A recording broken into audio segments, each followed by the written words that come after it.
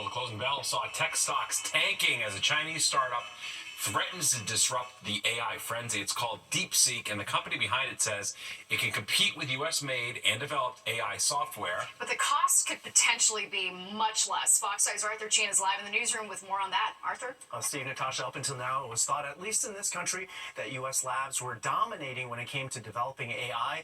But it is clear tonight the U.S. may have had a head start, but any such lead has vanished. A small Chinese company called DeepSeek blindsided American tech companies Monday. Its innovative release last week triggering a frenzied sell-off of current leaders in the AI space, most notably chipmaker NVIDIA, which closed the day down nearly 17%, wiping out nearly $600 billion of the company's value. Investors in their portfolios woke up this morning walking into a buzzsaw, and the question of the day is to panic or not to panic. They seem to choose panic. A research paper DeepSeek published measured its performance in different categories from math to coding equations and found that they outperformed OpenAI's ChatGPT in just about every category. And on top of it, DeepSeek says it did it with $6 million, when American companies pay up to $100 million to accomplish the same. I'm just blown away that this underdog is shining so bright right now. Amanda Caswell, AI staff writer at Tom's Guide, is releasing an article Tuesday morning with the results of her tests comparing ChatGPT and DeepSeek. And here's a hint, one of them beat the other in every prompt she measured. I thought for sure that ChatGPT would at least win for creative writing, and I was blown away. No, DeepSeek won for that too. DeepSeek is now the #1 app being downloaded in the Apple Store, and it only has a free version, unlike ChatGPT. And on top of that, DeepSeek is open source, which grants free access for unrestricted commercial and academic use. And experts say that's going to draw in a lot of innovative companies. If you let people build on your product, the foundation is yours. And so, of course, they're going to go to DeepSeek first because, that just lays the foundation for all these other companies. Now, part of the surprise here is that the U.S. cut China's access to powerful semiconductors like NVIDIA's latest chip. But DeepSeek somehow got it done anyway. So key questions being asked tonight include how essential are NVIDIA's computer chips and how are U.S. companies going to compete if their innovation costs are much higher? Guys? Yeah, it'll be interesting to see if stocks bounce back tomorrow for sure. Lots of unanswered questions, as you said, Arthur. Thanks. Well, he quickly went from hero to handcuffs. A former New York State trooper charged with staging his own shooting, and tonight his parents are also facing charges. And finding another path, riders who use the Hoboken Path Station are bracing for a longer commute starting in just a couple days. Plus, Nick is talking the weather with some better news for once, Nick. Yeah, that we're going to not really get all that cold anytime soon, but we may have some of these. These are snow showers, snow squalls. It may affect a portion of tomorrow morning. Winds coming back too. I'll tell you about it when the 10 o'clock news returns. Very popular grocery store on the Upper West Side still closed tonight. Inspectors say Barzini's ignored an order to shut down after they found extremely unsanitary conditions inside the store. Earlier this month, they found live rats, droppings, even rodent carcasses inside the store on 91st and Broadway. And when inspectors returned a few days later, the store was still operating. The store manager says his staff and contractors were cleaning up the place. Cleaning for the last 7-8 days. And we're progressing. Then the basement, they try to keep the holes whatever they can to clean it. And upstairs too. The state filed a motion to hold Barzini's in civil and criminal contempt for violating the closure order. A court hearing is scheduled for Friday, and if a judge rules the store is in contempt, the sheriff could padlock the doors. With congestion pricing taking its toll on commuters, there is another obstacle waiting in the wings. The Hoboken Path Station is getting ready to close for repairs later this week. Fox Eye's Roy Geraldino shows us what that's going to mean for riders. Signs about the shutdown are already out at the Hoboken station. Starting Thursday at 11:59 p.m., the Hoboken terminal is shutting down for a month. That means no path service here. This terminal, it sees about 20,000 passengers a day. I'm going to take the light rail and cry every night. I'm going to have to learn to take the bus. Crews are going to use the shutdown to fix tracks, modernize the terminal, refurbish train cars, and replace equipment damaged by Superstorm Sandy.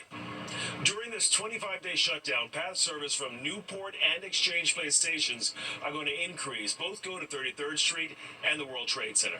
I'm hoping it'll actually be 25 days. I don't have like 100% confidence that it'll get done that quickly. But I hope so. I hope so. Path fares are going to be accepted on New York waterway ferries. You can board at either the Hoboken Terminal or at 14th Street Pier in Manhattan.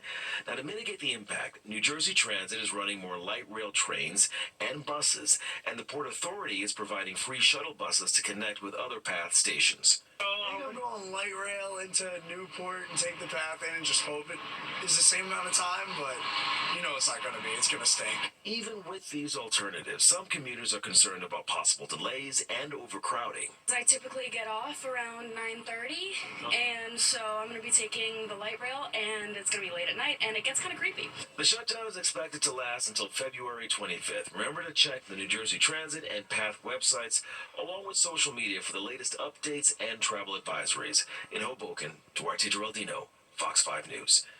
Well, parts of the East Coast starting the day with a literal jolt. Yeah, what we know about the earthquake that could be felt from Maine to Massachusetts, plus this.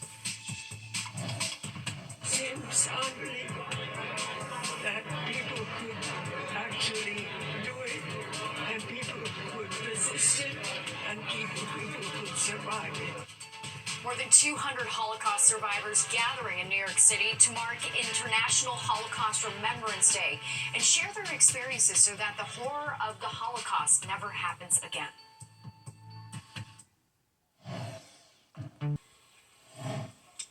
Parts of New England rattled by an earthquake this morning. The U.S. Geological Survey says 3.8 magnitude quake struck off the southern coast of Maine, but it was felt in every New England state.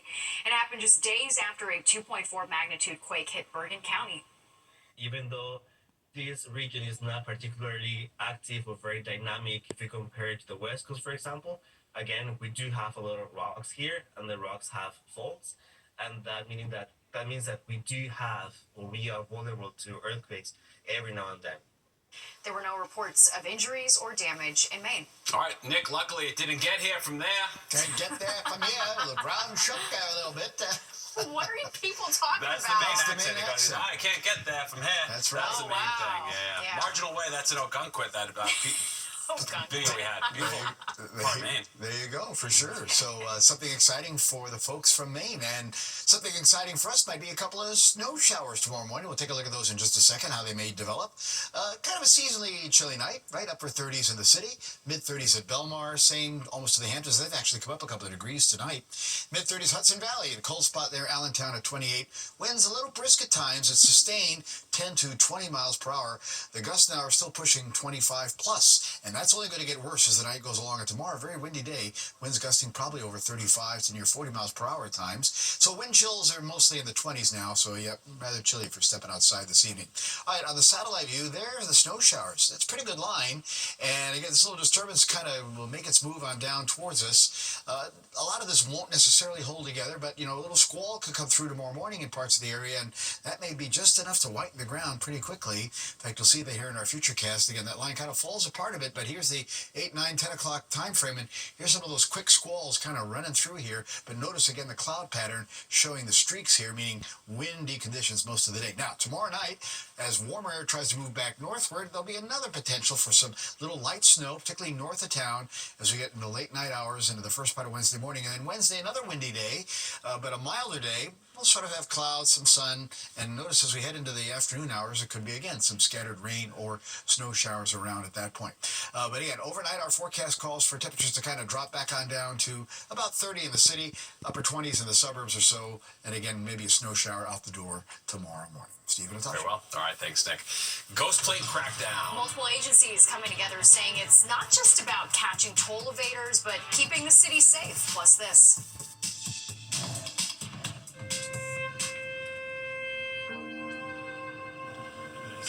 And very somber ceremonies taking place around the world and here at home to mark International Holocaust Remembrance Day and honor the memories of the 6 million Jews who were killed in the Holocaust. You're watching the 10 o'clock news. If you've noticed cars being pulled over at the Brooklyn Battery Tunnel today, this is why multiple agencies joining forces to crack down on those ghost plates, and it's the 65th time it's been done just since last March. Fox 5's Linda Schmidt with why officials say it's so important to get these ghost plates off the roads. The NYPD says this is about getting criminals and others who are breaking the law off the road. Now, during this operation, one of the drivers arrested had 2 open warrants. The NYPD, MTA, and state police racking up multiple arrests during a crackdown on ghost plates at the Brooklyn Battery Tunnel. Plates that are obstructed, covered up, altered, stolen, and vehicles with no plates at all. This driver accused of having a fake New Jersey license plate, a suspended registration, and unpaid parking tickets and tolls. His car was seized. We are seeing metal plates now that are fraudulent, which is quite concerning because they look real. The law enforcement agencies have been conducting these operations since last March. This was the 65th enforcement. Last year, the NYPD says it made about 740 arrests and more than 3,400 vehicles were seized. We're also noticing that a lot of people that are involved in violence and crime and patterns and robbery patterns and shootings, their vehicles aren't traceable, meaning that they're using these methods to conceal their identity, kind of like a mask, but a mask for a plate. When you look at the arrest numbers that we've gotten, in 2024, there's some pretty serious criminals that we've, captured. Authorities say an added benefit is the crackdowns will help nab drivers who are trying to avoid paying the $9 congestion pricing toll. However, it is not the primary focus. This isn't toll enforcement. This is enforcement of individuals that are a threat to our safety. And by the way, if your car is towed, it winds up in one of multiple tow pounds in the city. In Carroll Gardens, Brooklyn, Linda Schmidt, Fox 5 News. Westchester County plans to open Playland for the upcoming season despite an ongoing legal dispute with the company that runs the park. Standard Amusements wants to end its 30-year deal that it signed with the county, claiming Westchester did not live up to the agreement by not completing a $150 million rebuild of the 97-year-old park. But the county denies the claims and accused Standard Amusements of neglecting and mismanaging the park. Right now, the Playland website has the park opening in mid-May. Rain in Southern California is helping firefighters with the wildfires, but also sending ash and mud down some hillsides in burned out areas. About an inch of rain fell in most areas. That was enough to loosen LA hillsides charred by the recent fires. Officials say these fresh burn areas are very susceptible to runoff. Roadways, including the Pacific Coast Highway, inundated with mud, ash, and toxic debris. This fire did not only burn vegetation, it also burned structures. And in those structures, there are things like metal piping, there's plastic products, there's cleaning products, there's potentially lead and asbestos, all kinds of things in these buildings that also burn. The rain ended a near-record streak of dry weather for Southern California. Somber ceremonies held around the world to mark International Holocaust Remembrance Day. It's been 80 years since prisoners at Auschwitz were freed by Soviet troops at the end of World War II. Today, 56 Holocaust survivors joined world leaders at the site in Poland to remember all the lives lost. Nazi forces killed 1.1 million people at Auschwitz alone. In total, 6 million Jews from all over Europe were murdered, along with millions of others targeted by the Nazis. And as the number of survivors declines, they continue to urgently share their stories. As long as God gives me the strength, physical and mental, to continue doing it, I have committed myself to keep on doing it. Many Holocaust survivors are also raising concerns about increasing cases of anti-Semitism being reported across the globe. And here in the city, the Museum of Jewish Heritage marked International Holocaust Remembrance Day. Among those in attendance, more than 200 Holocaust survivors, making it the largest gathering of survivors in the United States. Fox 5's Teresa Priello takes us there. Potato peel was good enough for us on the garbage cans in Auschwitz. To hear 94-year-old Alice Ginsberg tell the story of how she survived a year at Auschwitz is nothing short of remarkable. I consider myself lucky, and maybe it helped the fact that I was hopeful and young. At 13, she was sent to 3 concentration camps and survived the death march. 96-year-old Maritza Shelley did too. Seems unbelievable that people could actually do it and people could resist it and people could survive it. These are two of the 200 survivors who gathered today at the Museum of Jewish Heritage to honor Holocaust Remembrance Day. Some reminisced, others remembered by watching the ceremony from Auschwitz, the place that once caged them and for so many others killed them. My father was murdered. My family was murdered. They took out one guy, me. That was the first show that God wanted to show that he's still kicking it out upstairs. Their purpose, a shared responsibility and moral obligation to remind the world of these atrocities. The reality is that the vast majority of Holocaust survivors are in their 80s and 90s. And so as this population ages, something like this becomes really important, which is an interactive dialogue with survivors. Here at the museum, you can press a button, ask a question about the Holocaust, and then a survivor answers it. It took hundreds of hours of interviews for the USC Shoah Foundation to assemble this living memorial. And I remembered his words, "You will be the one to have to tell the world." In a time when anti-Semitism is on the rise and there's fear among Jews that another Holocaust could occur, today is a chance to listen and learn. Through their voices, history endures. Hate is like a disease. It spreads to other groups. In Battery Park City, Teresa Priolo, Fox 5 News. Unbelievable, so powerful. Indeed. Wow. And still to come tonight, a new chapter in the work from home debate. That's right. How new research is proving remote workers really do not want to come back to the office. Plus. Well, President Trump has already ordered federal workers to return to work in person 5 days a week. All right, this comes as new research is revealing nearly half of remote workers say they'd rather quit than go back to the office. Fox 5's Duarte Geraldino explains. More companies are calling on workers back to the office. AT&T, Amazon, and Dell Technologies are now requiring some employees to be in 5 days a week. And in some cases, if they don't show up, they could lose their jobs. I don't think that the vast majority of employers are going to be able to pull this off. Greg Giangrande is an HR expert. He says a lot of employees feel they have options. Changing jobs doesn't seem like a big risk when they're already unhappy. Many employees are unhappy. They've always been unhappy. They're not happy going into an office. Many aren't really satisfied in their jobs. A Pew Research Center survey finds 75% of employees with remote-friendly jobs are still working from home at least some of the time.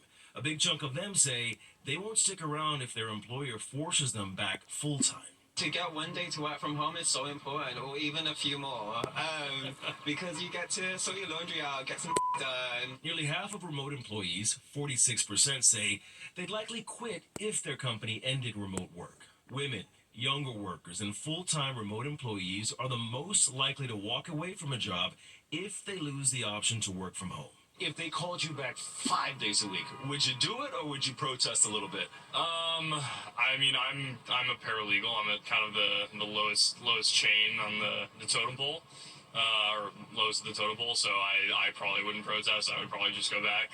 I would be sad for sure, but I would do it. Not every job can be done remotely, and not every worker thrives in a remote setup. So what companies are really trying to do is balance flexibility with productivity. It might not be conducive, space aside, or healthy mentally, because you don't get any kind of break between your physical environment for work and your physical environment for home. A strong majority, 72%, say they want a hybrid schedule, splitting time between home and the office. Duarte Geraldino, Fox 5 News. And we can't do that in this gig. We can't. No, we're stuck here. One of the downfalls. Well, applications are now open for New York City's e-bike trade-in program for food delivery workers. The city says this is the first ever municipal program of its kind. Delivery workers will be able to trade in an uncertified e-bike or non-street legal moped for a safer certified e-bike and certified spare battery at no cost. The program is aimed at reducing the risk of deadly e-bike battery fires, which are often caused by uncertified equipment.